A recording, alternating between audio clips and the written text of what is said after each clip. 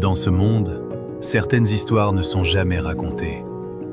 Pas parce qu'elles n'existent pas, mais parce qu'elles dérangent. Ici, on ne te vend pas du rêve. On te montre la réalité, telle qu'elle est. Bienvenue dans Vérité cachée, ce qu'on ne te dit jamais. Il s'appelait Karim, un homme simple, honnête.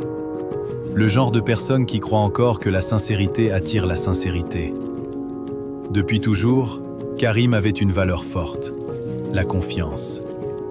Pour lui, faire confiance, c'était normal. C'était humain. C'était même nécessaire pour avancer dans la vie. Alors il faisait confiance. À ses amis, à ses collègues, à ses partenaires, à sa famille, sans se poser trop de questions. Et au début, tout semblait bien se passer. Il avait des relations solides, des gens autour de lui, des projets qui avançaient.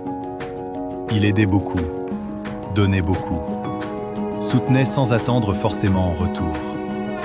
Parce qu'il pensait que les bonnes choses finissent toujours par revenir. Mais la vie ne fonctionne pas toujours comme ça. Un jour, un ami proche est venu le voir avec une opportunité, un projet, une idée, quelque chose qui pouvait changer leur situation. Karim n'a pas hésité, il a investi son temps, son énergie et même une partie de ses économies. Sans contrat, sans sécurité, sans méfiance. Parce que c'était son ami. Au début, tout avançait. Les discussions étaient régulières, les promesses nombreuses, les perspectives motivantes. Mais très vite, quelque chose a changé. Les réponses devenaient plus lentes, les explications moins claires, les rendez-vous repoussés.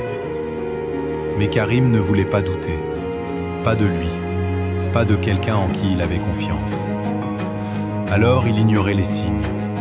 Il se disait que tout allait s'arranger. Mais au fond, il sentait que quelque chose n'allait pas. Puis un jour, le silence est arrivé. Plus de nouvelles, plus de réponses, plus rien. Karim a essayé de comprendre. Il a appelé, envoyé des messages, cherché des explications. Mais en face, il n'y avait plus personne. Son ami avait disparu. Avec le projet, avec l'argent, avec la confiance. Karim s'est senti trahi. Mais ce n'était que le début. En cherchant à comprendre, il a découvert autre chose. Ce n'était pas un cas isolé.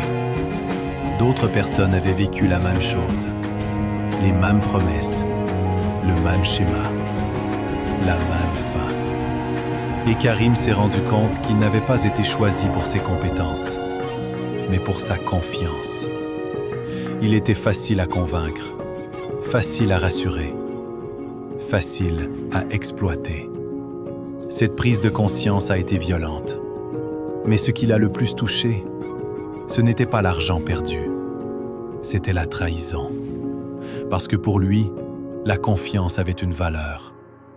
Et cette valeur venait d'être détruite. Les semaines qui ont suivi ont été difficiles, très difficiles. Karim doutait, des autres, mais surtout de lui-même. Comment j'ai pu être aussi naïf? Pourquoi je n'ai rien vu? Pourquoi j'ai fait confiance aussi facilement? Il se sentait coupable, comme si c'était lui le problème. Comme si faire confiance était une erreur. Alors il a changé, radicalement. Il est devenu méfiant, froid, distant, sur la défensive. Il analysait tout, remettait tout en question, doutait de tout le monde, même des bonnes personnes. Et là, un autre problème est apparu. À force de ne plus faire confiance, il s'isolait. Il refusait des opportunités. Il évitait des relations. Il se fermait au monde. Et petit à petit, il devenait quelqu'un qu'il ne reconnaissait plus. Un homme blessé qui avait construit des murs autour de lui. Mais ces murs ne le protégeaient pas seulement des autres. Ils le coupaient aussi des bonnes choses. Un jour, il a compris quelque chose.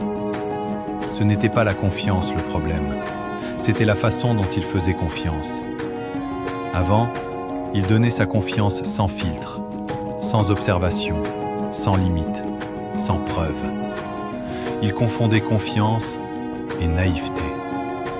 Et après la trahison, il avait fait l'erreur inverse. Il avait remplacé la naïveté par la peur.